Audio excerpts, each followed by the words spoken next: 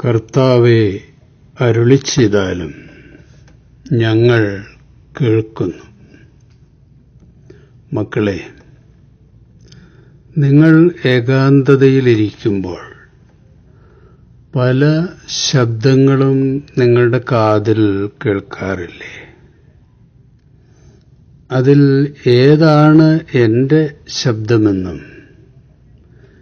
ഏതാണ് എൻ്റെ ശബ്ദമല്ലെന്നും തിരിച്ചറിയുവാൻ നിങ്ങൾക്ക് കഴിയാറുണ്ടോ? എൻ്റെ സ്വരം തിരിച്ചറിയാൻ തീർച്ചയായും എൻ്റെ ആത്മാവ് നിങ്ങളെ സഹായിക്കും. നിന്റെ മനസ്സിലെ കുറ്റബോധത്തിൻ്റെ ഗർജനം ഭയവും ശാപവും ഭീഷണിയുമായി നിന്നെ ശല്യപ്പെടുത്താറുണ്ടോ? കുറ്റബോധം സംഹാരശേഷിയുള്ള പീഡകനാണ് മക്കളെ. അത് എന്നിലുള്ള വിശ്വാസത്തെയും പ്രത്യാശയുമൊക്കെ തകർത്തുകളയും. മനസ്സിലെ കുറ്റബോധത്തിൻ്റെ തിരമാലകളെ ശാന്തമാക്കാൻ 3 കാര്യങ്ങൾ മക്കൾക്ക് ചെയ്യാവുന്നതാണ്. തെറ്റുകൾ ഏറ്റുപറഞ്ഞ് പാപക്ഷമ നേടുക, മാപ്പ് ചോദിക്കുന്നവർക്ക് ഔദാര്യപൂർവം മാപ്പ് നൽകുക, തെറ്റുകൾ മറച്ചുവെച്ച് തർക്കിക്കുന്നവരോട് നിശബ്ദത പാലിക്കുക. ഇതാണ് 3 സമീപനങ്ങൾ. എതിർക്കുന്നവരുടെ മുമ്പിലുള്ള നിന്റെ നിശബ്ദതയുണ്ടല്ലോ, അത് നിന്റെ വലിയ വിജയമായിരിക്കും. മനസ്സിലെ കുറ്റബോധത്തിൻ്റെ ആരവം ശാന്തമാകുമ്പോൾ എൻ്റെ ജീവന്റെ സ്വരം നിനക്ക് കേൾക്കുവാൻ കഴിയും. എൻ്റെ സ്വരം നിന്റെ ആത്മശരീര മനസ്സുകളിൽ ഉണർവും ഉന്മേഷവും പകരും. എന്നെ അന്വേഷിച്ച് എൻ്റെ മക്കൾ അങ്ങുമിങ്ങും ഓടി അലയുന്നത് ഞാൻ കാണുന്നുണ്ട്.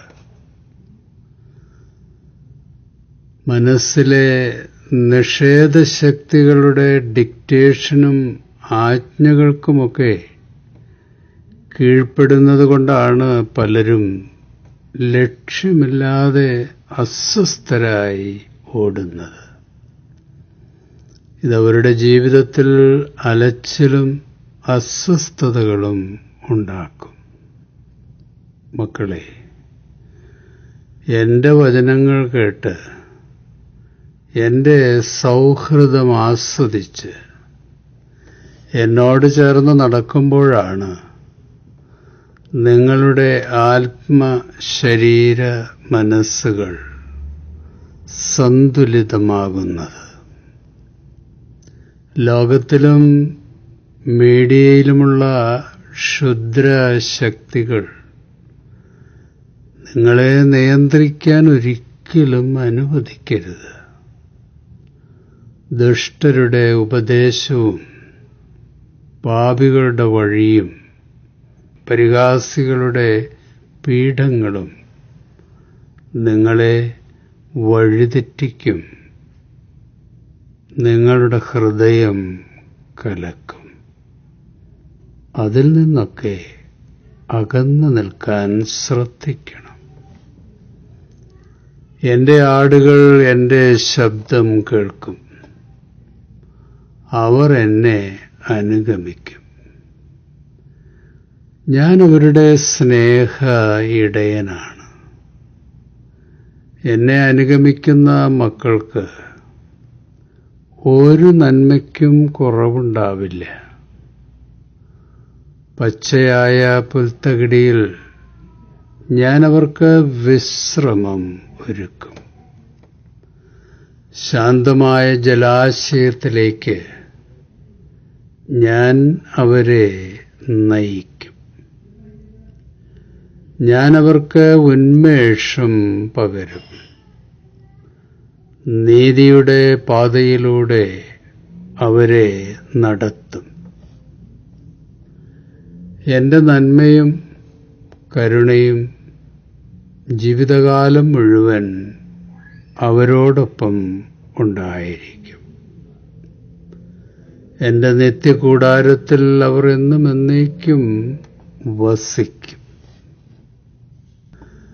ഈ തിരുവചനങ്ങളാൽ ദൈവം അസ്വസ്ഥമായ നമ്മുടെ മനസ്സിൽ പ്രത്യാശയുടെയും ദൈവ സാന്നിധ്യത്തിൻ്റെയും വിസ്മയ ചൈതന്യം പരത്തട്ടെ. ശുഭാശംസകളോടെ എ പി ജോർജച്ചൻ.